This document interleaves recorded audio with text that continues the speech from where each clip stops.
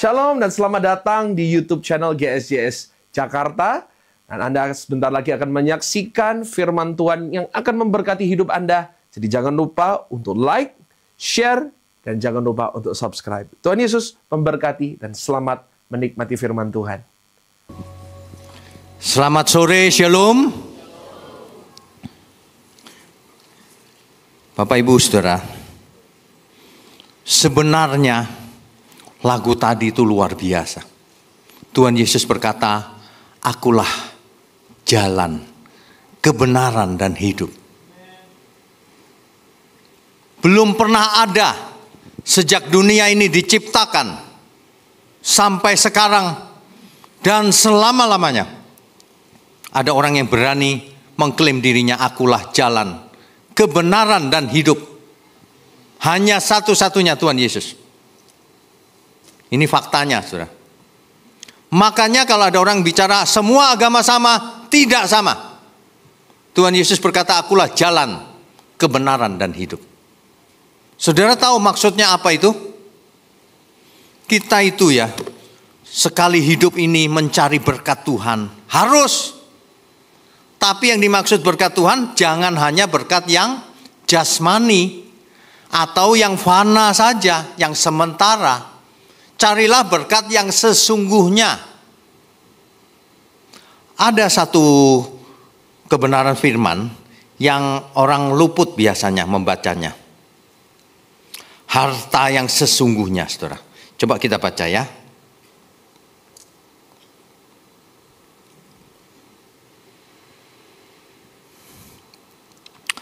Lukas pasal 16 ayat 10 sampai 12. Demikian firman Tuhan, "Barang siapa setia dalam perkara-perkara kecil, ia setia juga dalam perkara-perkara besar. Dan barang siapa tidak benar dalam perkara-perkara kecil, ia tidak benar juga dalam perkara-perkara besar." Makanya setiap orang itu sebenarnya bisa dilihat, orang ini benar atau tidak. Kasih saja perkara kecil dulu. Kalau dalam hal perkara kecil saja dia tidak bertanggung jawab, dia tidak bisa dipakai untuk perkara besar. Kalau orang tidak teliti dalam hal kecil, dalam hal yang besar juga tidak teliti. Saudara. Makanya kalau ada orang bicara, nanti kalau perkaranya besar aku hati-hati. Gak bisa, kamu kecil aja gak bisa, apalagi yang besar. Ini prinsip Alkitab ini. Ayat 11. "Jadi jikalau kamu tidak setia dalam hal mamon yang tidak jujur." Saudara tahu kenapa mamon disebut tidak jujur? Mamon itu kan uang ya, harta dunia, mamonas. Kenapa disebut tidak jujur? Kan dia benda mati. Kenapa disebut tidak jujur? Tidak jujurnya itu gini loh, saudara. Banyak orang kalau uangnya banyak, lalu merasa aman. Uangku banyak jadi aman. Kalau sakit bisa ke rumah sakit yang mahal. Bisa bayar dokter yang paling mahal, paling bagus. Jadi merasa aman, tenang jiwanya. Itu menipu loh, saudara. Harta itu menipu, membuat orang tenang, padahal percuma. Ketika seseorang didorong ke ICU, uang bisa nolong nggak? Tidak bisa, dia tidak jujur, saudara. Ketika orang ada di ujung maut, dia boleh bicara, "Semua uangku kau ambil." Dokter tetap bilang, "Ini bukan soal uang. Memang sudah tidak bisa ditolong." Nah, kan begitu kan? Nah, uang itu tidak jujur. Coba kita baca lagi ya. Ini kok meleset. Lukas pasalnya yang ke... Sudah ditampilkan belum?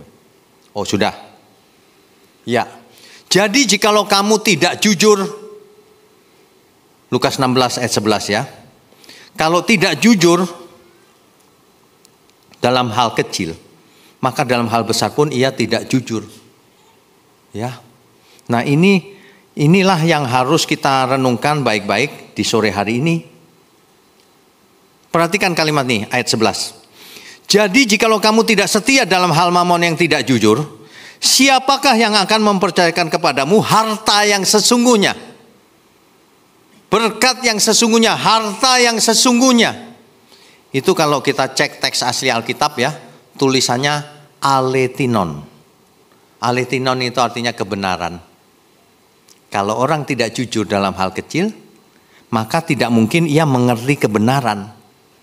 Kalau orang tidak jujur dalam hal mamon, uang, ia tidak mungkin mengerti kebenaran firman.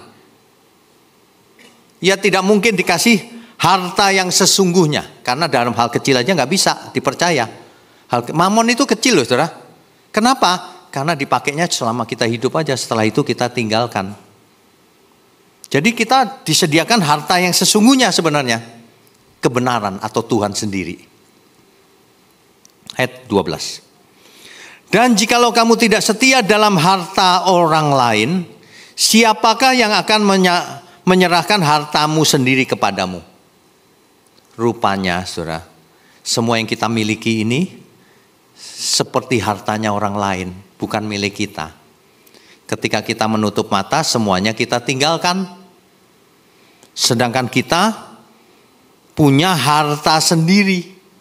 Perhatikan ini kalimat ini. Dan jikalau kamu tidak setia dalam harta orang lain, yang kita punya hari ini loh, kita tidak setia, kita tidak gunakan untuk Tuhan, kita tidak gunakan untuk menyenangkan Tuhan, kita tidak gunakan untuk mengasihi sesama, kita tidak gunakan untuk mendukung pekerjaan Tuhan, tidak digunakan untuk menyenangkan orang tua, mendidik anak yang benar.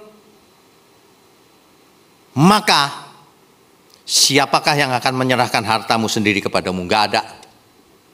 Kita gak dikasih berkat yang sebenarnya, yaitu kebenaran atau Tuhan sendiri.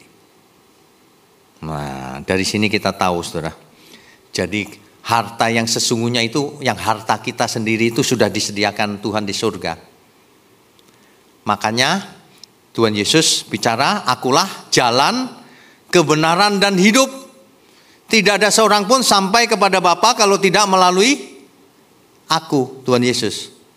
Artinya semua manusia di muka bumi ini tidak akan sampai ke surga tanpa melalui Tuhan Yesus. Satu-satunya jalan, the only way. Katakan amin saudara. Jadi kalau banyak orang berteori, nanti selamat, berbuat baik dan sebagainya, percuma. Percuma. Ya. Akulah jalan, kebenaran. Nah, kalau kita bicara kebenaran, kebenaran itu nggak ada di tempat lain, hanya ada di Tuhan Yesus, ada di Alkitab. Kalau saudara belajar kebenaran dari buku dan sebagainya, ya ada potongannya aja, nggak lengkap. Yang lengkapnya itu ada di Alkitab, di Tuhan Yesus. Jadi kalau orang menolak Tuhan Yesus, pasti binasa. Pasti, saudara. Pasti binasa. Akulah jalan, kebenaran, dan hidup. Kalau saudara mau hidup, Tuhan Yesus satu-satunya. Makanya firman Tuhan berkata begini, kamu akan hidup meskipun sudah mati. Saudara bingung gak itu kalimat itu? Hidup meskipun sudah mati. Artinya, meskipun nanti kita mati, kita akan hidup kekal. Dibangkitkan lagi. Gak ada keselamatan di luar Tuhan Yesus. Gak ada. Bahkan, sebelum kita ke surga, di bumi aja nih, sekarang ini maksud saya, kalau orang tidak percaya Tuhan Yesus, dia sifatnya jelek, saudara. Karakternya buruk, etikanya buruk. Jadi kalau orang hanya percaya dengan mulutnya, itu belum percaya namanya. Seseorang bisa dilihat dari buahnya. Kalau orang sampai etikanya buruk, dia nggak percaya Tuhan sebenarnya. Gitu saudara. Ya. Dan kita semua tahu hidup ini cuma satu-satunya kesempatan. Tidak ada reinkarnasi loh. Jangan berharap ada reinkarnasi, kesempatan kedua nggak ada. Kesempatan kita cuma satu-satunya sekarang ini. Alkitab berkata karena setiap orang akan mati satu kali saja, lalu dihakimi. Makanya, maaf ya Bapak Ibu ya, alangkah bodohnya kita kalau tidak memanfaatkan hidup yang sekarang ini, karena satu-satunya kesempatan. Ibarat orang mau ujian, satu-satunya kesempatan ujian itu dia nggak datang, ya nggak lulus. Saudara tahu nggak? Bisa jadi ini panggilan dari Tuhan terakhir nih.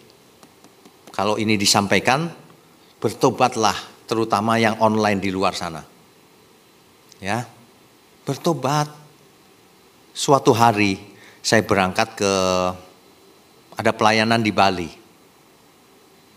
Saya duduk di ruang tunggu gitu ya. Masih jauh sih, ketemu dengan teman soalnya. Saya ngobrol gitu kan, gak berasa saudara. Ada panggilan. Panggilan terakhir. Pesawat ini segera tinggal landas. Wah, itu pesawat yang saya mau tumpangi ternyata. Begitu sadar, lari saudara. Saudara tahu bandara kan ya? Itu gate-nya itu yang terakhir.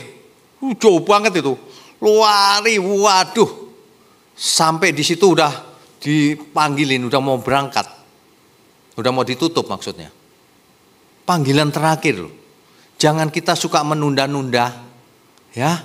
Kalau Tuhan berkata, akulah satu-satunya jalan. Yes. Amin Tuhan. Mestinya begitu loh. Aminnya jangan hanya di mulut. Kita kesempatan cuma satu-satunya. Banyak orang itu, kalau ibarat komputer itu error. Hidup cuma satu kali aja error. Hidup cuma satu kali ini yang maksimal. Lakukan segala sesuatunya yang berguna. Terutama yang berguna untuk keselamatan kekal. Jangan buang-buang waktu. Waktu yang kita miliki 70 sampai 80 tahun saja rata-rata. Kalau kita panjang umur ya 90 sampai 100. 100 sudah jarang banget. Ya. Satu-satunya ini jangan buang-buang waktu, saudara. Saya sering pakai ilustrasi itu mancing itu loh. Mancing tapi di got, ya nggak mungkin dapat teri paling. Mancing di laut lepas, dapatnya paus. Ikan paus gede, potong dibagi banyak orang. Kan jadi berkat. Jangan menggunakan waktu kita untuk hal-hal yang sia-sia. Coba mulai sekarang dipikir, kegiatan yang nggak penting itu dicoret aja dari agenda kita itu. Ini buang waktu ini, nggak usah. Gosip nggak usah. Apalagi ya, bengong nggak usah, nggak penting banget.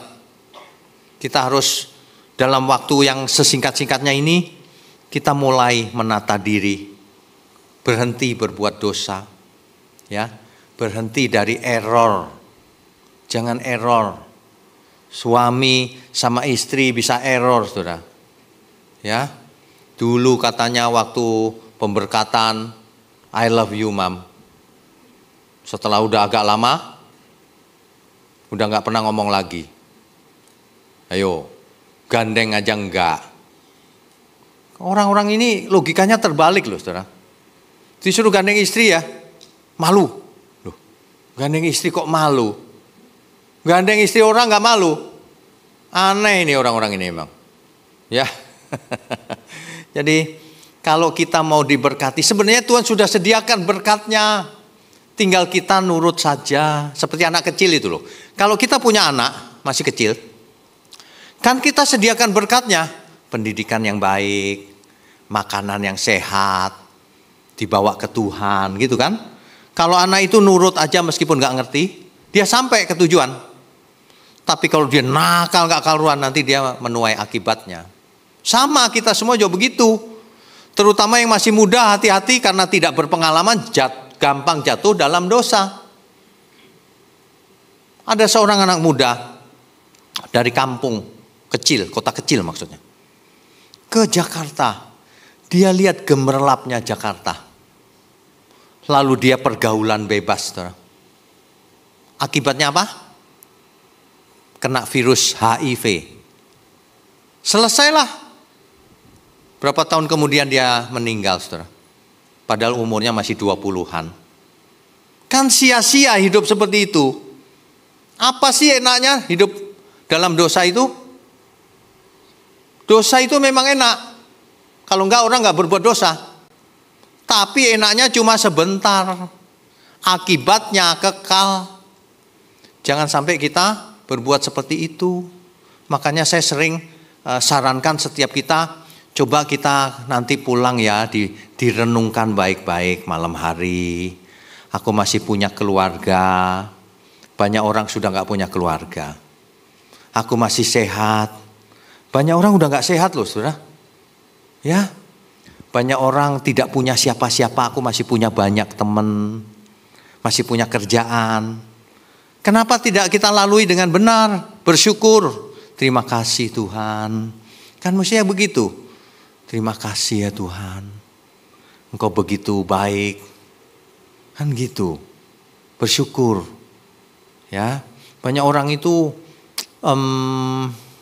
mengejar dunia ini dengan waduh, pengen ini, pengen itu, macam-macam gitu. Yang enggak sampai-sampai melanggar firman Tuhan.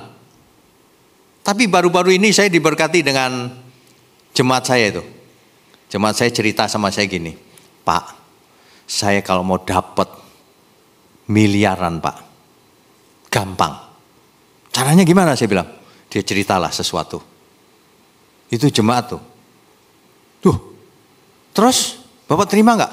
Enggak, bagus. Dia kalau terima saudara, sebulan itu bisa terima 6M minimal. Bayangin 6M. Itu enggak dikit loh 6M itu. Minimal. Tapi dia tolak. Bagus saya bilang. Jangan lakukan itu. Itu jual diri namanya.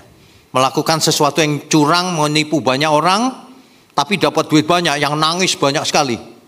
Apalagi yang bunuh diri. Hati-hati loh saudara, iblis itu licik sekali. Dia menawarkan kenikmatan dunia dengan menukar keselamatan. Keselamatan seseorang bisa hilang kalau dia murtad lagi. Kita semua di sini pasti percaya Tuhan Yesus. Kalau enggak duduk sini tentunya. Tapi percayanya kualitasnya harus kita tingkatkan. Kalau kita memang percaya Tuhan, apa yang kau lakukan untuk Tuhan? Jangan percaya tapi enggak pernah melakukan apa-apa untuk Tuhan. Itu bukan percaya namanya. Kalau percaya Tuhan Yesus, lakukan segala perintahnya. Itu sebabnya bagi anak-anak yang masih muda, ya, kuliah yang rajin, yang pinter. Bagi yang nggak kuliah lagi, kerja yang pinter, dagang yang pinter. Nggak semua orang kuliah kan? Nggak masalah. Yang sudah berumah tangga, jadilah keluarga yang teladan. Kasih istri, kasih suami, didik anak-anak, dibawa ke Tuhan. Jangan dilepas saja, hilang nanti. Dibawa ke Tuhan. Kalau yang uangnya banyak, berkati banyak orang. Ada banyak orang yang gak bisa sekolah, anaknya, sekolahkan. Latihan saudara. Gak bisa itu otomatis. Manusia itu otomatisnya pelit. Pelit medit. Harus latihan. Harus memaksa diri. Harus memaksa diri. Jangan punya pikiran gini kalau di gereja rohani, kalau di luar gereja sekuler. Gak ada itu begitu yang benar. Yang benar itu mau di gereja, mau di luar gereja, harus tetap rohani. Ada amin gak nih? Berkat yang sebenarnya itu bukan uang, bukan kekuasaan, bukan popularitas, bukan. Kita sendiri itu loh mau dijadikan anak Allah. Karakternya luar biasa. Kemanapun ia pergi jadi berkat. Itu maksudnya. Mau terima gak berkat itu? Itu gak bisa ditengking diapain, itu harus bertobat, harus belajar firman, harus latihan melakukannya setiap hari. Harus saudara. Iman itu gak bisa timbul atau tumbuh secara otomatis. Tuhan Yesus berkata, berusahalah kau masuk pintu yang sempit itu. Sebab banyak orang berusaha tapi tidak dapat masuk. Berusaha dengan pertolongan Tuhan pasti masuk.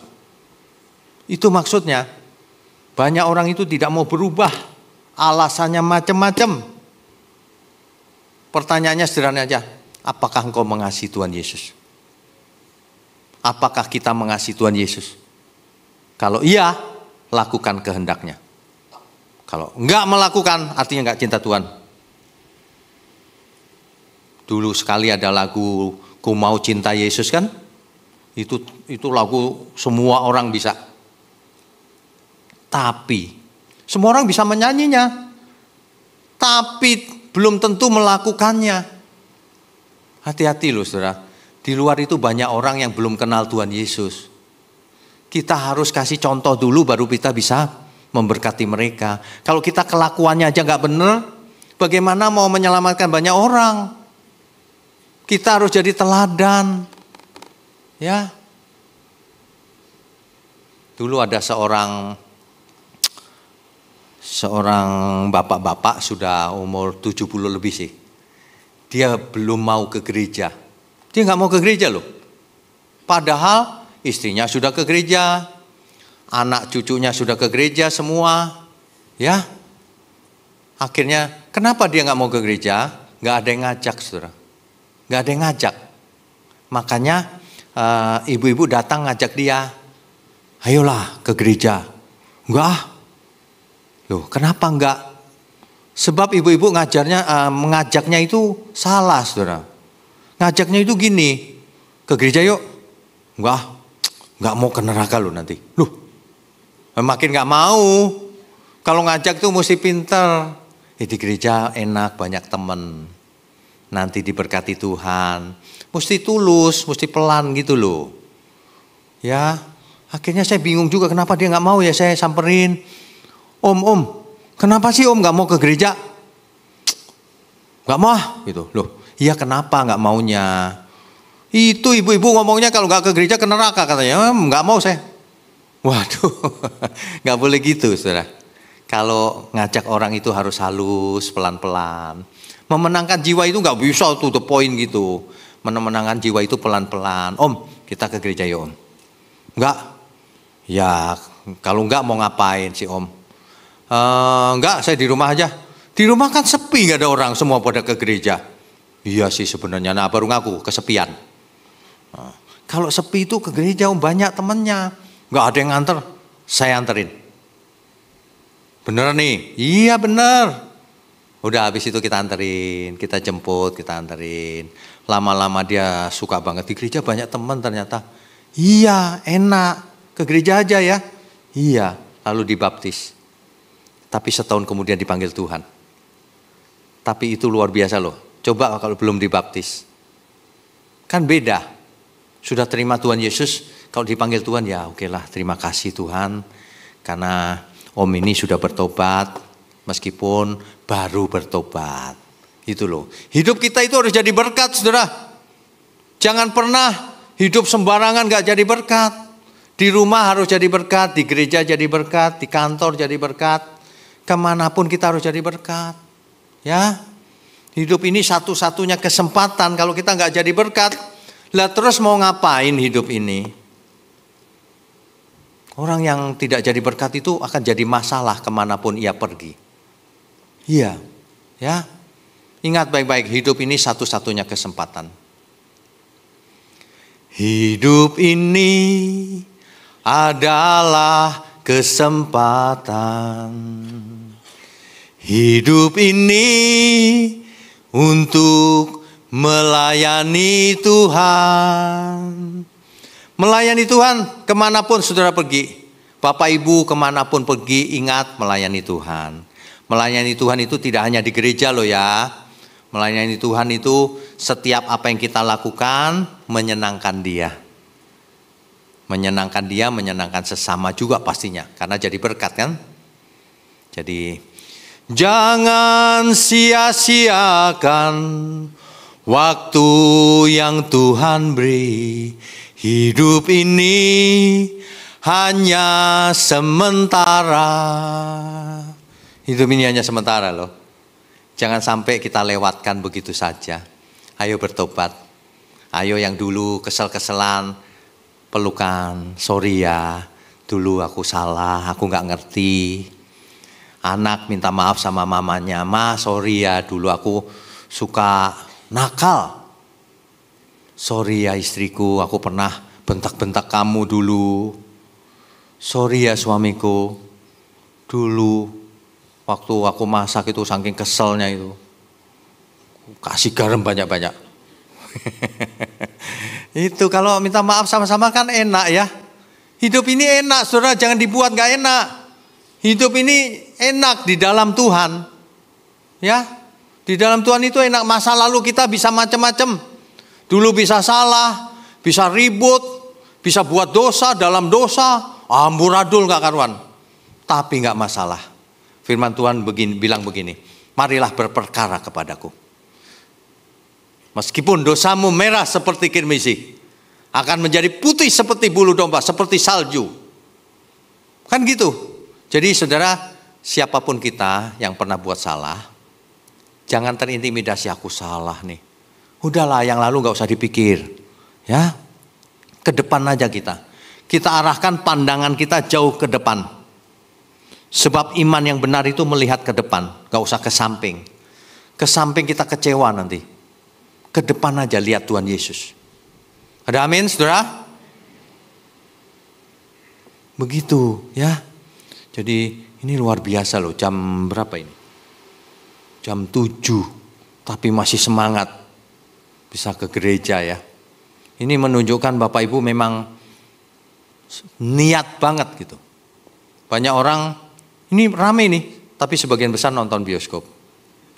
Tapi Bapak Ibu ke gereja, mau mendengar firman. Firman inilah salah satu harta yang sesungguhnya. Harta yang sesungguhnya, firman dibandingkan uang, mana yang lebih berarti? Tentu saja firman. Kalau seseorang mengerti kebenaran, karakternya diubahkan. Ia menjadi smart, cerdas, kerja keras. Apa saja yang dikerjakannya kemungkinan besar berhasil. Bahkan dikatakan pasti berhasil. Makanya belajarlah firman yang benar, lakukan, pasti cerdas, pasti bijaksana. Itu jaminan Tuhan. Akulah jalan kebenaran dan hidup. Kalau mau hidupnya berkualitas, belajarlah kepada Tuhan.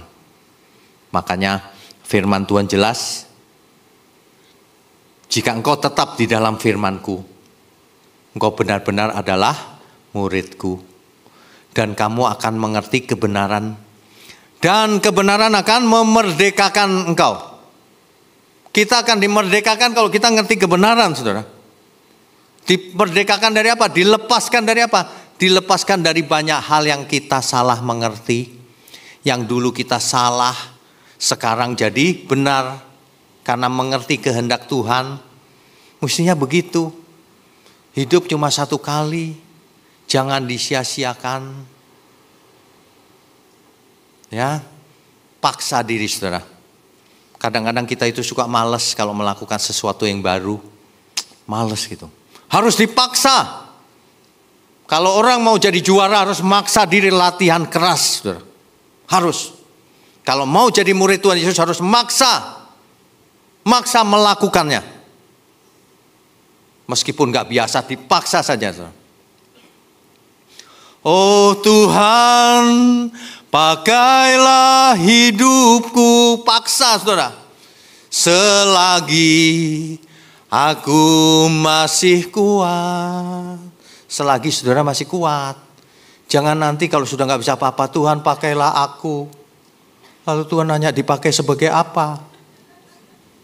Gak tahu Tuhan. Mumpung masih kuat. Bertobatlah mumpung masih kuat. Sebab suatu hari kita tak berdaya lagi. Orang-orang itu suka menunda sesuatu. Melakukan kehendak Tuhan aja ditunda, bayangkan. Jangan menunda, waktunya habis nanti.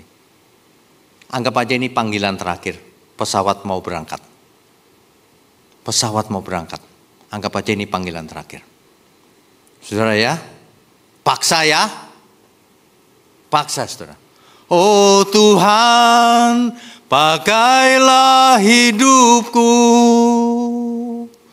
Selagi aku masih kuat.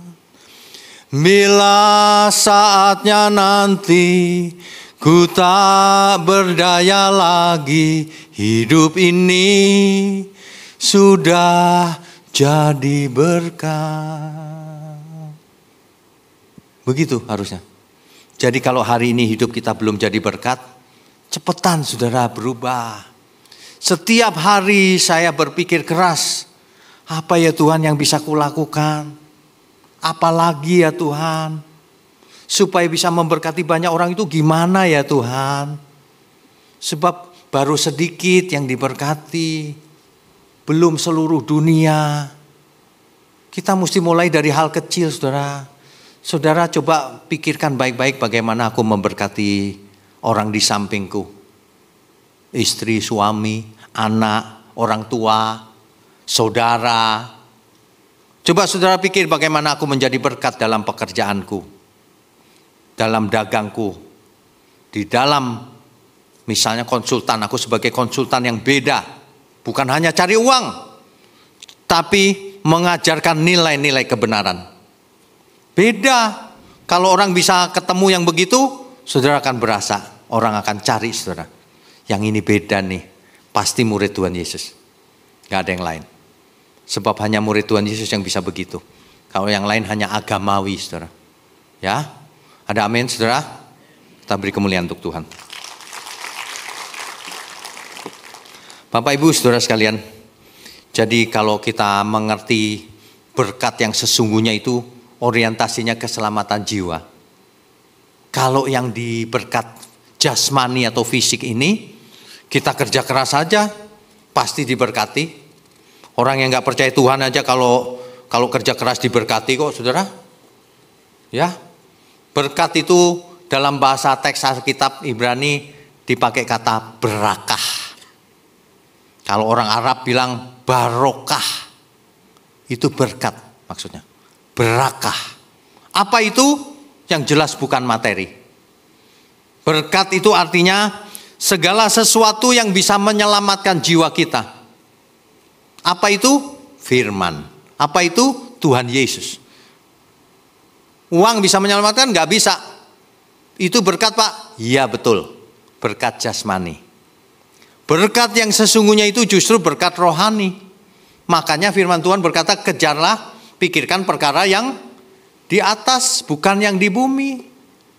Sementara kita hidup di bumi, kita berpikir, aku melakukan segala sesuatunya di bumi ini untuk menyambut kekekalan kelak.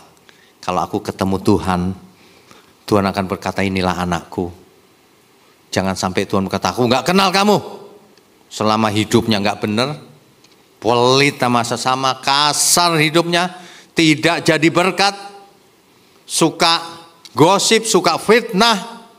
Waduh saudara, hidup cuma sekali, janganlah, rugi. Hidup kita ini yang sekali ini, yuk kita benerin mulai sore ini. Ayo kita berjalan di jalannya Tuhan. Buktikan kita murid Tuhan Yesus. Seorang murid Tuhan Yesus itu cirinya tetap di dalam firman. Apa maksudnya tetap di dalam firman? Maksudnya setiap saat aku tidak melanggar firman, tetap di dalam firman. Melakukan firman Tuhan. Itu yang benar. Ya. Tuhan Rasul Paulus menulis di 1 Korintus 10 ayat 31, jika engkau makan atau jika engkau minum atau jika engkau melakukan sesuatu yang lain, lakukanlah untuk kemuliaan Tuhan.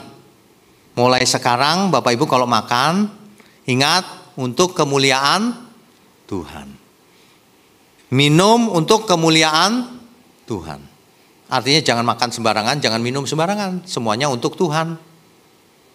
Bicara pun untuk kemuliaan Tuhan. Jangan bicara gosip, bicara bohong. Jangan bicara sembarangan menyakiti orang lain. Kalau kita bicaranya untuk Tuhan, pasti bicara kita memberkati sesama. Sebab Alkitab mencatat mulut yang sama ini bisa keluar berkat, bisa juga keluar kutuk. Pakai mulut kita untuk memuliakan Tuhan. Keluar berkat dari mulut kita, saudara. Ya, jadi mulai sekarang, ingat, kita disediakan berkat yang tak terhingga. Berkat rohani, berkat kekekalan, berkat Tuhan Yesus sendiri. Kita punya Sang Gembala Agung, Tuhan Yesus. Itu berkat nomor 1, saudara. Nah, sedangkan berkat jasmani ya kita pasti diberkati juga. Kerja keras saja, jujur. Yang pintar kerjanya, belajar lagi. Yang masih muda belajar AI, Artificial Intelligence.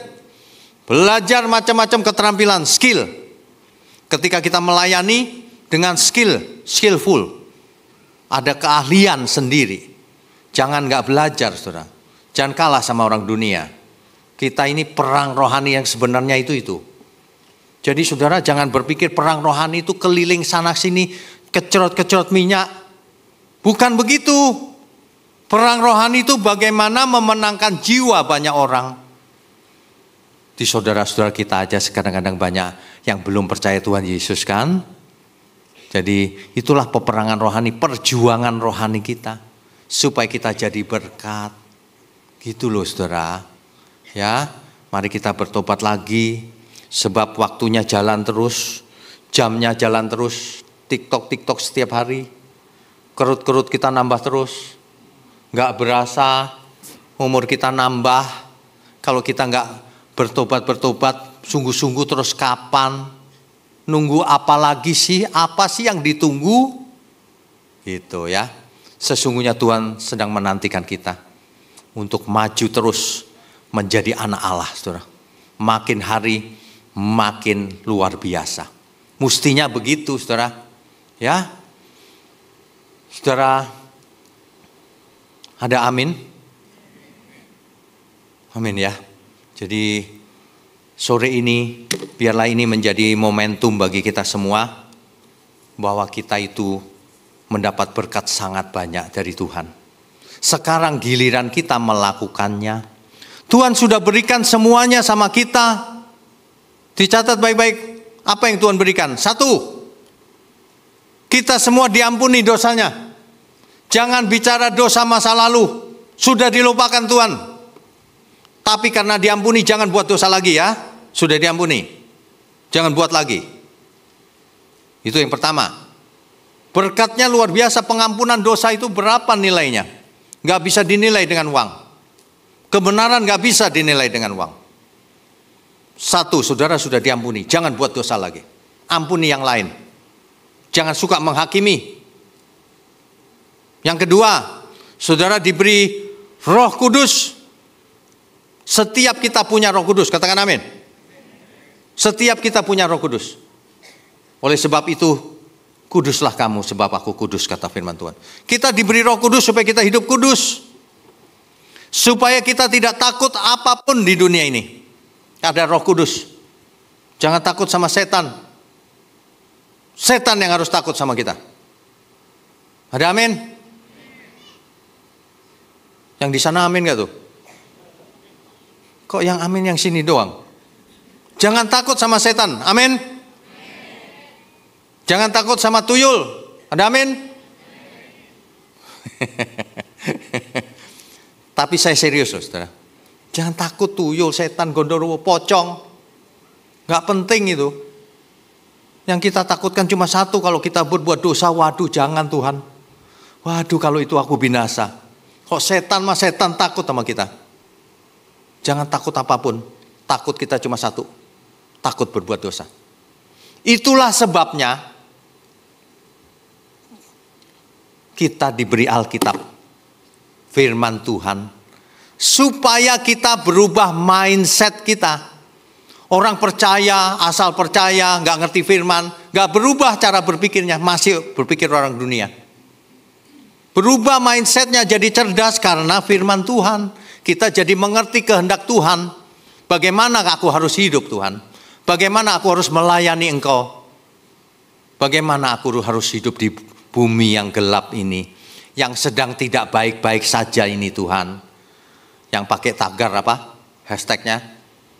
Gelap katanya. Enggak. Di mana ada orang benar, di situ terang bersinar. Katakan amin. Itu yang benar. Jangan takut saudara. Yang terakhir, kita dalam hal apapun disertai Tuhan loh. Sebab Allah turut bekerja dalam segala hal untuk mendatangkan kebaikan. Roma 8 ayat 28. Jadi apapun yang menimpa diri kita, waduh aku lagi sakit nih, itu pun mendatangkan kebaikan. Apa kebaikannya? Makanya jangan sombong. Kita itu bisa sakit. Gak perlu sombong. Gak ada yang disombongkan dalam hidup ini. Ya, makanya kita perlu Tuhan. Makanya kita harus mendekat ke Tuhan. Ada banyak pertanyaan di dunia ini selama kita hidup. Ada banyak pertanyaan tidak terjawab. Saat ketika saudara punya masalah yang tidak terjawab, solusinya cuma satu. Gak tahu jawabannya Tuhan. Gak apa-apa. Kita mendekat saja sama Tuhan. Gak ngerti pun gak apa-apa. Asal dekat Tuhan. Seperti pemazmur. Asal dekat Engkau saja Tuhan. Begitu harusnya. Ya. Hari ini kalau saudara pulang dari sini, ingat baik-baik. Paksa diri kita. Paksa untuk melayani Tuhan. Bukan hanya di gereja, di rumah paksa melayani Tuhan. Apa artinya? Jadilah berkat di rumah masing-masing. Itu melayani Tuhan. Jangan lakukan hal-hal yang curang lagi. Tuhan berkata, anakku tidak curang. Orang yang curang dalam hidupnya bukan anak Allah. Sorry ya, anak setan itu. Orang yang curang. Makanya kita nggak boleh curang. Anak Allah itu jujur. Luar biasa. Smart. Mau belajar, mau merendahkan diri, mau belajar, mau mengakui kalau salah. Tidak pelit ilmu, harus ngajar banyak orang, bagi-bagi berkat. Tidak pelit apapun untuk orang lain. Jadi berkat, saudara. Ada amin? Amin, beri kemuliaan untuk Tuhan.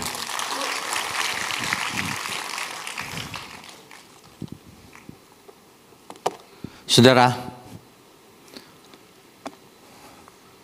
mari kita puji Tuhan untuk mengingatkan kita semua bahwa hidup kita ini hanya satu-satunya kesempatan. Ya, hidup ini adalah kesempatan, saudara. Hidup ini adalah kesempatan. Hidup ini untuk melayani Tuhan. Jangan sia-siakan waktu yang Tuhan beri. Hidup ini hanya sementara. Oh Tuhan, pakailah hidupku selagi aku masih kuat. Bila saatnya nanti ku tak berdaya lagi, hidup ini sudah jadi berkat. Musik saja. 3, 2, 1, action. Terima kasih bagi Anda yang sudah menyaksikan tayangan dari GSJS Jakarta. Dan kalau Anda berada di sekitar Jakarta, di Jabodetabek, saya undang Anda untuk bisa menghadiri ibadah-ibadah onsite kami di Mall of Indonesia di Kelapa Gading dan juga di Pluit Village Mall. Dan saya percaya Anda pasti diberkati. So see you and God bless you.